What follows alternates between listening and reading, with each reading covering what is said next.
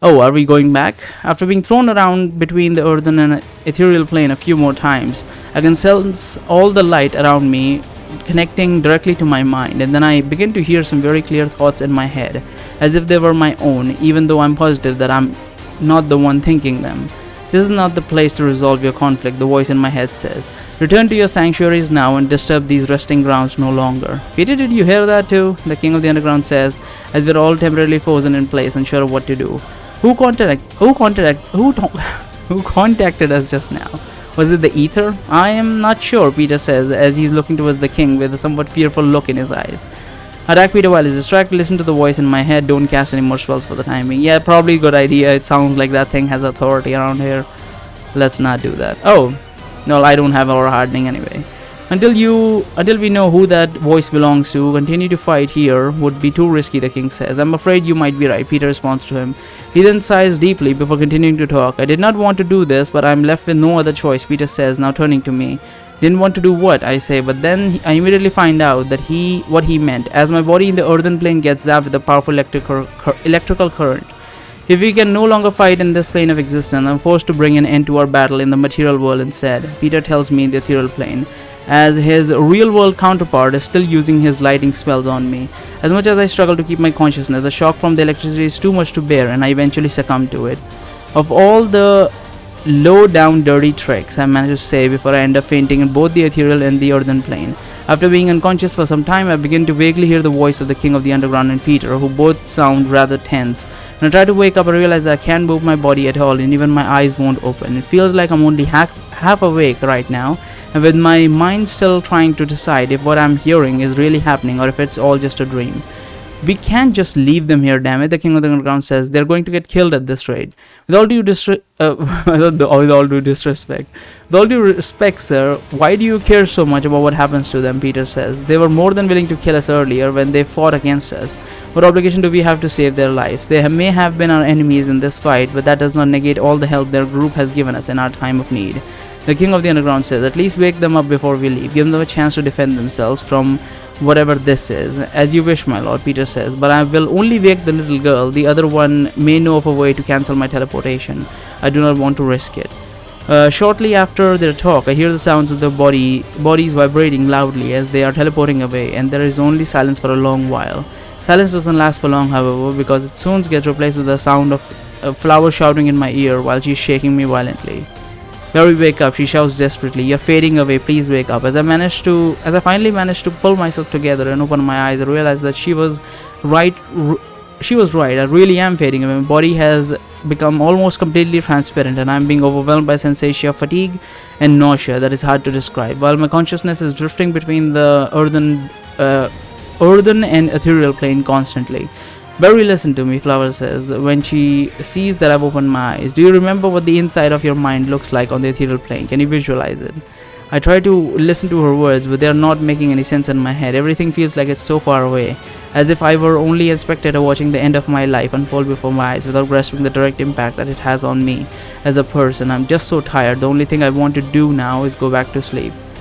Barry, I need to know that you understand me, Flower says in a panicky voice. I need you to tell me that, oh my god, you're almost gone. Barry, stay with me, please. Barry, Flower screams are nothing more than a background noise to me now. As soon as my body from the ethereal plane becomes completely transparent, the fatigue disappears and it is replaced with a feeling of calm. As I quickly begin to lose any sense of who I am or what I had been doing until a few moments prior, and I feel myself melding with the light around me, while my consciousness is slowly fading away. At last long it's over. At last long I can rest. I don't understand what the correct pathway is. Then every option we choose, we just end up dead. I believe we have gotten to here before as well. I'll be back. I'll try again. So we'll continue attacking. Let's see what that does. I will probably die anyway. I decide to ignore the voice's warning and take advantage of Peter's distraction to strike him with the same lightning spell that I used at the beginning of our battle. But once Peter was caught completely off guard by my attack, and even though he attempted a last second dispelling, he was nowhere near fast enough. As he is about to lose consciousness, Peter uses what little strength he has left to utter a few final words to me. You cowardly, sad excuse for her, Peter starts to say, but he doesn't get to finish his phrase before fainting. As Peter's illusionary manticores are now all disappearing, I fly over to the king so that I can finally give Flower a helping hand. Flower, are you ready? I say once I get closer to her, and the king and the king. Let's attack him together on the count of 3. Attack him, Flower says, but what about the voice in our heads that warned us not to? Listen, I didn't survive the Magium twice just to let myself be intimidated by the likes of this personification of the ethereal plane, or whatever that voice was supposed to be. I say, if the ether was patient enough to let us take this fight this far, then I'm sure it can wait one more minute for us to be... What? It can wait one more minute for us to bring a proper end to it. The king of the underground is the only one left. Let's finish him off quick before we get kicked out of here. You're making a mistake, the king of the underground tells us. We'll see about that, I say. Flower, let's go. Okay, sure, Flower says. And then she shoots a fire beam at the king as I'm using another electric attack to put more pressure on him. While we are attacking the king of the underground, I feel my consciousness being sent back to the earthen plane a few more times, but this time things are happening a little differently. Instead of switching perspectives between the two planes of existence, I'm beginning to become more aware of my surroundings in both places simultaneously. The only other occasion that I've experienced something similar to this, was when the Magium tried to erase us and Layla from existence in the Ceridium Tower. But now my main consciousness still seems to be in the earthen plane, ethereal plane, but at the same time I'm also in control of my real body from the earthen plane, except that it doesn't really feel like my body at the moment. It feels more like a kind of a puppet that I'm controlling with invisible strings. Come to think of it, I remember Flower saying the same thing about her own body on the earthen plane, that it feels like she's controlling a puppet. Could this be how Flower has been living her life this whole time? While I'm busy contemplating my own existence, I suddenly detect the king of the underground walking up to me on the earthen plane as I'm still laying face first in the puddle on the ground in the middle of a puddle. It looks like your luck may have finally run out, the king of the underground tells me. Then I begin to feel a powerful pressure forming on top of me. Right before he gets to pin me to the ground with auto manipulation, the king gets an intense headache and the invisible force of me disappears completely. When I switch my focus to the ethereal plane to see what happened, I realize the overseer has just now also joined the fight, likely because the king was no longer able to keep him contained. After all the back and forth between the two planes of existence affecting his concentration. Instead of engaging him in the material plane, I prefer to fly away from him and to focus on defending him in the non-material plane of existence while I have the upper hand. As Flower and the Overseer, I cast a spells at the king all at once. I can clearly see that his barriers can no longer keep up, and surely enough, a few moments later we manage to break through all his defenses. One last lightning bolt from me is all it takes to make the king faint, which causes him to lose his consciousness on the earthen plane as well. Taking a look at Peter and the king's unconscious body that are floating in the ether, a sudden thought occurs to me. If I were to kill them right now in this place, there would be no evidence on the earthen plane to point towards me being the murderer. Most of the rebels would probably just assume that they died as a result of the Overseer's soul displacement technique. If I actually wanted them dead, there would be no better opportunity than to get rid myself of them.